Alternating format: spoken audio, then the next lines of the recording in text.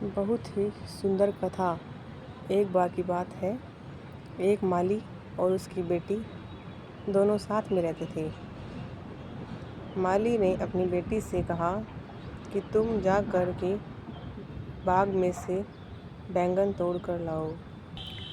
वह बेटी इतनी भगवत भक्त थी कि वह जैसे ही बाग में गई उसने गीत गोविंद गाना शुरू कर दिया और अपना कार्य करने लगी। धीरे धीरे वह जैसे ही बैंगन तोड़ते हुए आगे बढ़ने लगी तो उसे यह भी भान नहीं रहा कि वह कब कांटों की जो झाड़ियां हैं उनके अंदर चलने लगी, जिससे उसके वस्त्रों में भी कांटे लग गए थे।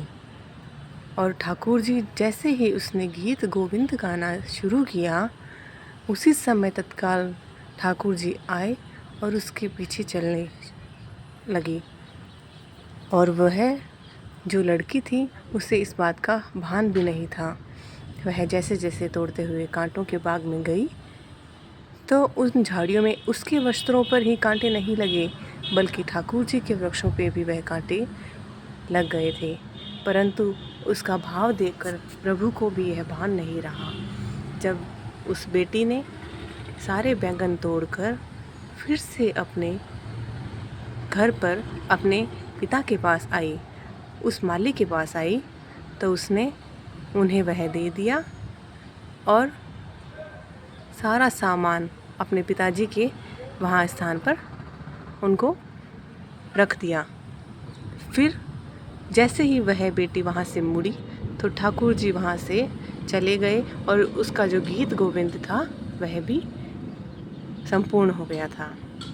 फिर जब पुजारी जी मंदिर में अपना पूजन पाठ कर रहे थे तब वहाँ के मंदिर के जो निर्माता मुख्य जो भक्त थे वह आए, तो उन्होंने पुजारी जी से कहा कि पुजारी जी यह क्या है, भगवान को आपने सुबह तो नए वस्त्र पहनाए थे, इतनी ही जल्दी वह वस्त्र फटे हुए और ऐसे कटे हुए कैसे हो गए। तो पुजारी जी ने कहा कि भगवान मैंने तो ऐसा कुछ नहीं किया, सुबह जब पहनाए थे आप जैसे कह रहे हैं वस्त्र वैसे ही थे।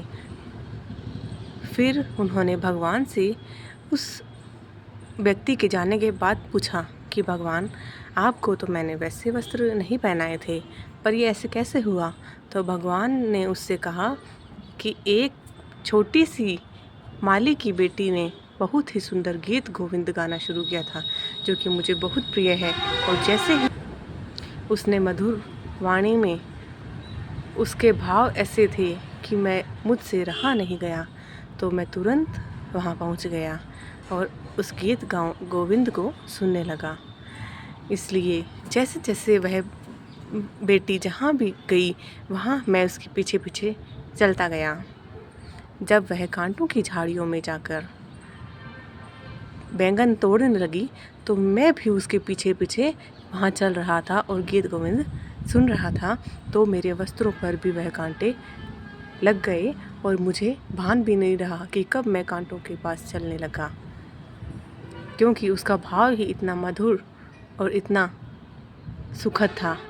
इसलिए जब पुजारी ने अगले दिन वह व्यक्ति आया तो उससे पुनः वह बात कही कि एक बेटी ने बहुत ही सुंदर गीत गोविंद का गान किया था, जिसको सुनकर भगवान वहाँ गए और उनके वस्त्र इस तरह से फट गए।